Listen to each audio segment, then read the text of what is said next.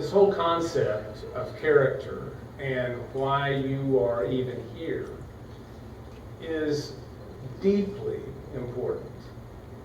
I know you've heard so many things. I mean, you've now been a part of a conference here for a couple of days, and you've heard all of the foundational reasons for why this is so important. In fact, you already knew it was important or you wouldn't be here. So all of these things, as they start to come together, I really just wanted to share with you a few thoughts about now you're getting ready to go forth. And that's a different work at that point in time. So I really wanted to just kind of share with you some observations on leadership. Because you're leaders. If you were not leaders, you would not be here because you would not care. Or better yet, you would want someone else to take the lead. And you would be prepared to follow. You would hope to have someone to follow. You are leaders because you're here. And so in talking about leadership, and by the way, leadership has nothing to do with your title. It has nothing to do with the amount of power that you wield. It's all about your stand. And to what degree are you willing to be public with your stand? So I'm not a leader just by virtue of the fact that I'm the district attorney. Ray Ashier is not a leader just because he happens to be the sheriff. It's more than title. It's who you are and how you walk out your positions and how you and the degree to which you're willing to speak out on those things. You know, there's a great fairy tale. I don't know if you call it a fairy tale or many, and I don't even know if it's a worldwide tale. It probably originated in Europe somewhere. It was the tale of the emperor who had no clothes. And the one is literally, and the story is such a great example of life, of people who are so afraid of being seen as being silly or stupid or out of touch.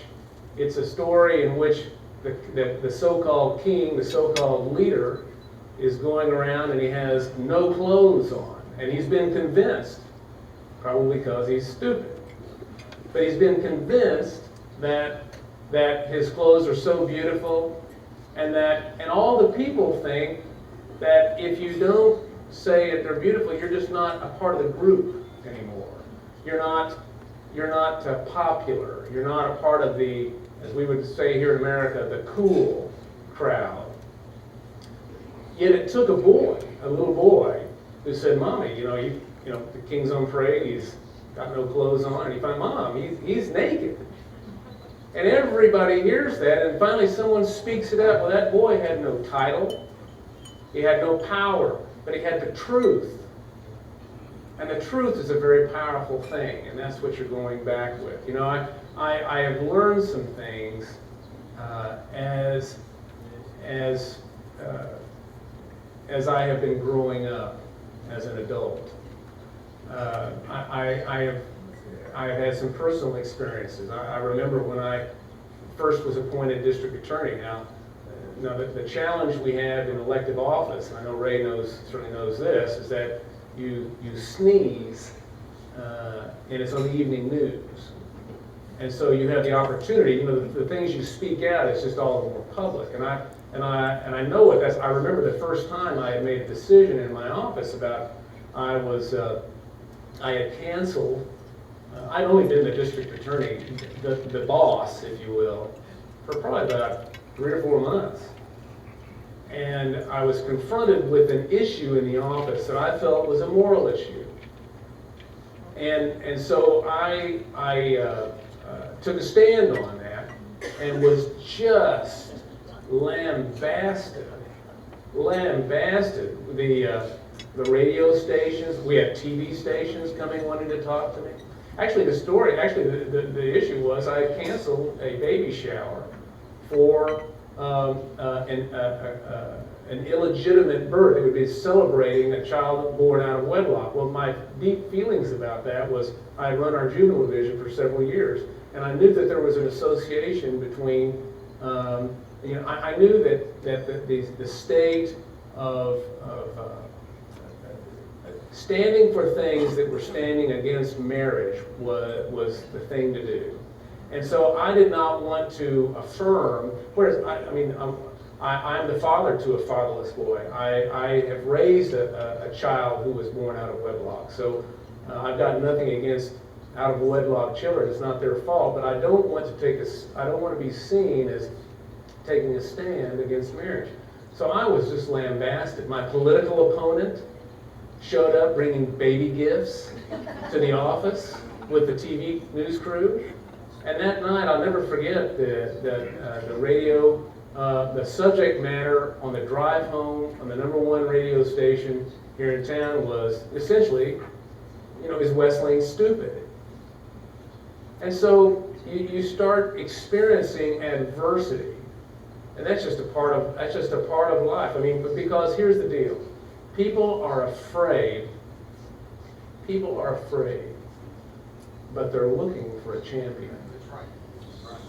People are afraid, but they are looking for a champion. And it's not even, they fear the unknown. They fear not being seen as being politically correct. They fear being out there alone on a particular issue. And it doesn't even have to be, issues of any great renown. It may be in a small setting. It might be just a small group of individuals. But the bottom line, it's driven because they are afraid.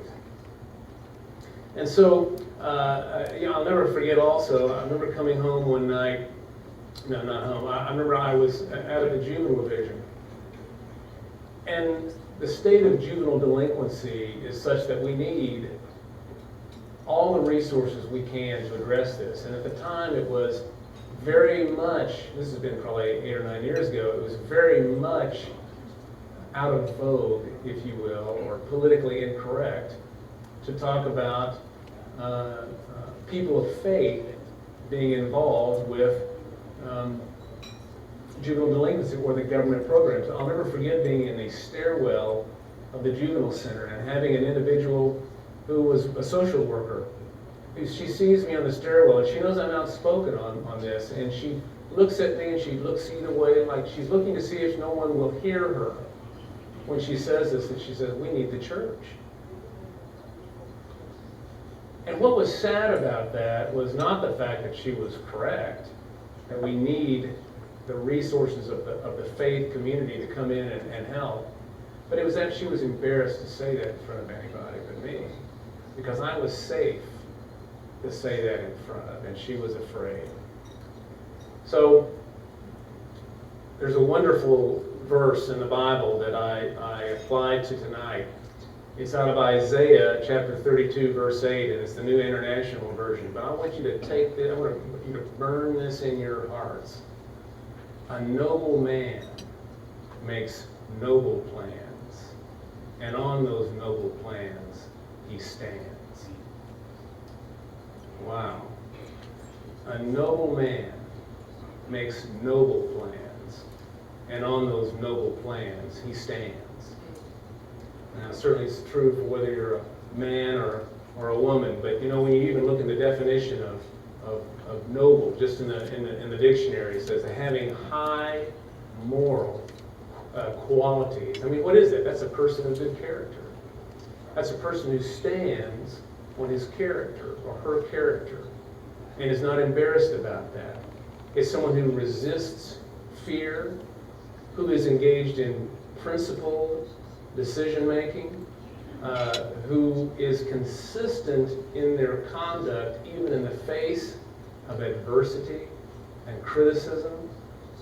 It's someone who stands firm in order to give encouragement to those who are not so firm and who are looking for a champion.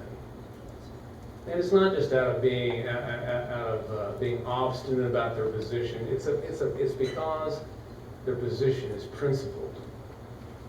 You know, I learned a valuable lesson.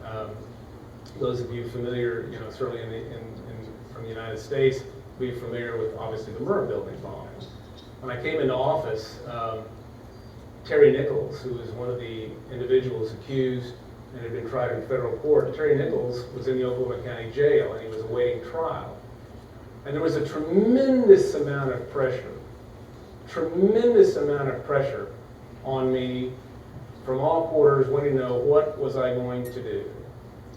Was I going to dismiss the case and let him go back to the federal penitentiary, or was I going to leave it as it was? It was very unpopular. I mean, it was clear. In fact, I think the headline when they first asked me about that after I'd gotten appointed was, I'm going to make half the world glad and half the world mad with whatever decision I make. And that has been my experience throughout choosing to be a leader, whether as the district attorney or not. Leadership is not popular. It's about principle. But I learned something that was just a fascinating thing in the Nichols case, because wouldn't you know, my campaign season also, I had to run also during the middle of that. I could not go to a restaurant and go around and talk to people, but what I would not having people ask me, why are you prosecuting this Nichols case? It costs too much money. Money, money, money. It was never about the crime victims or other issues. And I made it, and I'm not going to go into all the decisions on that stuff because it's not relevant to this. But I had made a decision that I knew would be unpopular, but I knew was principled, because it was following a course that I knew that we would follow, whether for a white mass murderer. It was the same principle upon which we would stand for a poor minority kid. The decision should always be the same. But here's what I learned from this, and I want to encourage you with. Even though you may be tremendously taking a very unpopular decision, I learned something. I learned that if people believe that you are a man or woman of principle, fair-minded, doing what you believe is the right thing. They may not like what you decide, but they will stand with you because they are looking for a champion. Nothing changed.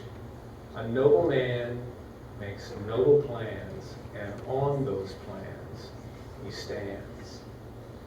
Standing also involves both, well, it's not just a function of standing. You know, it involves both speaking out and acting. It takes both. You know, people say actions speak louder than words, and that's true. Actions are very important, but words are powerful, powerful things. And a combination of both, when you're willing to stand and speak and act, you're leading. That phrase, a noble man makes noble plans, and on those noble plans he stands. Excuse me. It just speaks to commitment, integrity, accountability, and living a life of eternal consequence and not just temporal reward. You're looking at making long-term investments in your community and not just getting by as a flash in the pan, I want to be popular. You know, in my office, in the conference room, there are many photographs on one wall, probably 20 photographs on that wall. And they are the pictures of people who have come before me as the chief prosecutor of this office. And they go back probably, I don't know, 80 years. Nobody knows who those people are today. They thought they were very important. I'm sure they were. They're all dead. To invest in just investing in things that are just temporary mean nothing. The things that you're talking about doing, you're investing in a culture that will follow you. You're doing things of what I would call eternal consequence. Why? Because a noble man makes noble plans, and on those noble plans, he stands. So as you go back to your communities and you seek to begin to do the hard work of implementing these things that you believe in your heart is the right thing to do, I just want you to remember Isaiah 32:8. A noble man makes noble plans, and on those noble plans he stands. And remember this, don't be discouraged. There will always be opposition to leadership. In fact, if you're not getting opposition, I suggest you're not leading. I mean, that's just the bottom line. And as long as you draw that line in the sand and know that you know that you know that what I'm doing is the right thing, remember, the people are looking for you to be a champion. They're wanting someone to follow. They're afraid. And they need someone who, even though you might be afraid too, you're willing to step out in faith and say some very, very powerful words. And that's, follow me. Follow me. So, I'm confident that this room is filled with noble men and women, and I am confident that you have noble plans. And now I just say to you, so stand. Stand. Thanks very much.